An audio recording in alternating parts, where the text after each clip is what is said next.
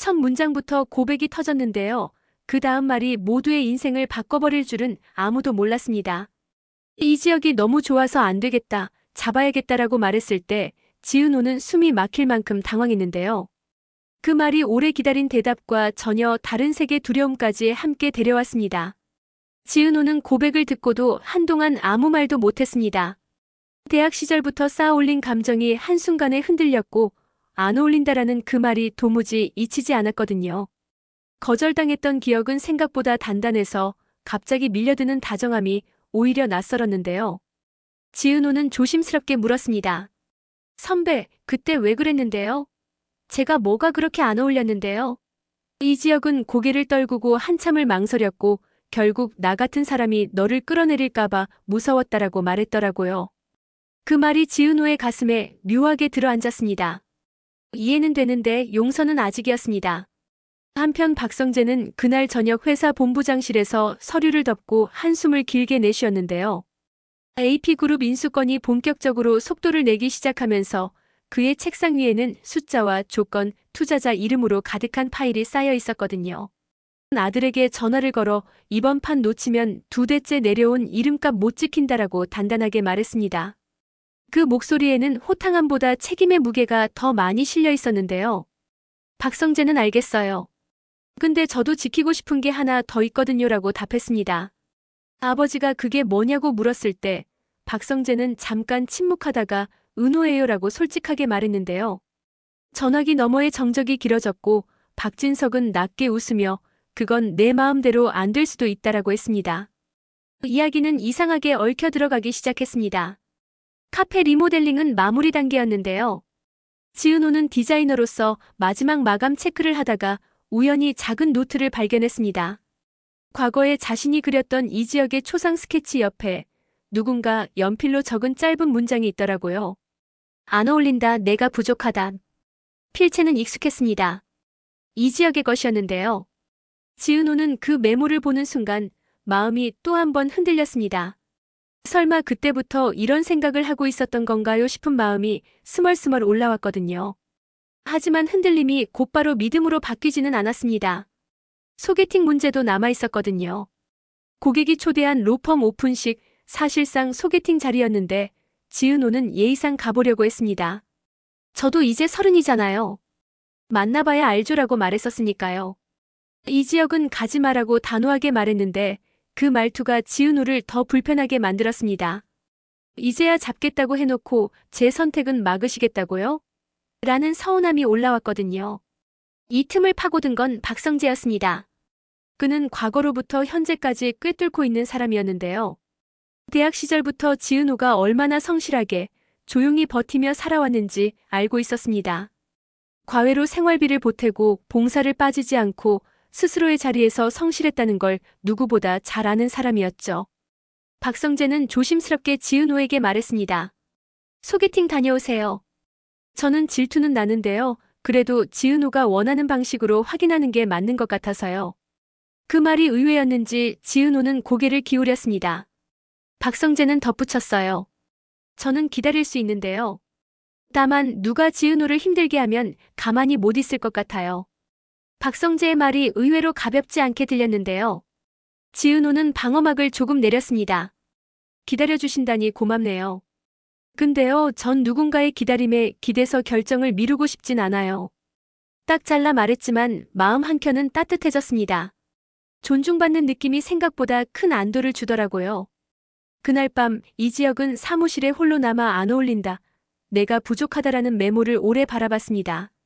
말을 끝까지 못해서 여기까지 왔네라고 중얼거리더니 곧장 문자를 보냈죠. 지은호, 내일 마감 검수 같이 가요. 오픈식도 원하면 동행할게요. 돌아온 답은 단정했습니다. 검수는 같이, 오픈식은 혼자. 다음날 검수는 매끄럽게 끝났습니다. 지은호는 계약서 부속 조항과 하자 보수 일정을 꼼꼼히 묶어두었고 이지혁은 필요한 메모만 정확히 적어 넣었는데요. 그때 지강호를 압박하던 소액대출 업체에서 무례한 전화가 왔습니다. 협조를 요구한다는 말로 시간을 밀어붙이며 고압적으로 나오길래 지은호가 단호히 끊었죠. 손이 약간 떨리자 이지혁이 낮게 말했습니다. 같이 가요. 오픈식 전엔 그쪽에서 못 들이대게 정리하죠. 혼자 감당하지 말자는 제안이었습니다. 오픈식은 사실상 소개팅의 무대였는데요. 상대 변호사는 성실했고 대화의 결도 잘 맞았습니다. 디자인은 결국 사용자 경험이죠?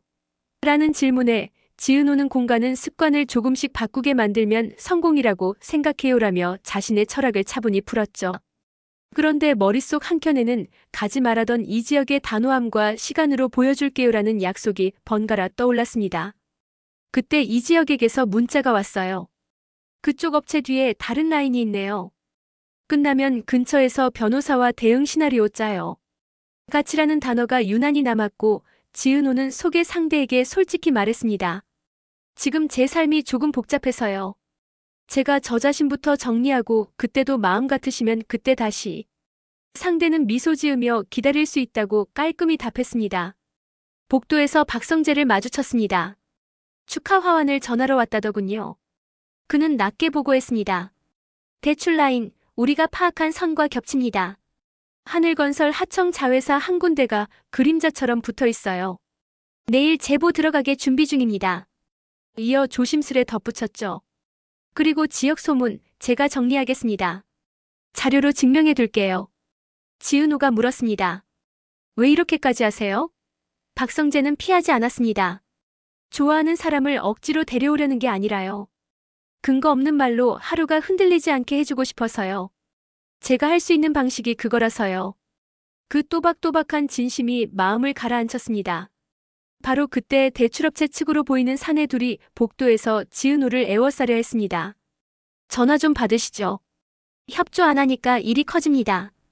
공기가 싸늘해졌고 한 걸음에 다가온 이지혁이 단호히 말했죠. 녹음 중입니다. 협박성 발언은 여기까지. 추가 대화는 수사기관 통해서만. 뒤이어 박성재가 로펌 관계자에게 고개를 끄덕였습니다. 현행범 신고 진행하고 보안 영상 확보해주세요. 몇몇 변호사가 합류하며 상황은 금세 정리됐습니다. 그 장면을 보며 지은호는 깨달았습니다. 큰 소리보다 절차를 세우는 사람에게서 오는 안심이 있구나 라는 걸요. 소란이 잦아들고 셋은 근처 카페에서 내일 동선을 마쳤습니다. 그때 업계 커뮤니티에 AP 인수전 내부자 결탁이라는 익명글이 퍼졌다는 제보가 들어왔죠. 조악한 내용이었지만 자극적인 문장으로 관심을 끌고 있었습니다. 박성재는 즉석에서 로드맵을 정리했습니다. 첫째, 게시글 보존. 둘째, 명예훼손원 모방의 법적 검토. 셋째, 하늘건설 자회사 거래 내역 중 공개 가능한 근거 요약. 넷째, 투자자 브리핑을 내일 오전 8시로 당겨 선제 발표. 이지혁이 한 문장 덧붙였습니다. 다섯째, 원출처 추적. 복도에서 붙었던 라인과 번호 대조하죠. 서로의 방식이 하나의 계획에 맞물리는 순간이었어요.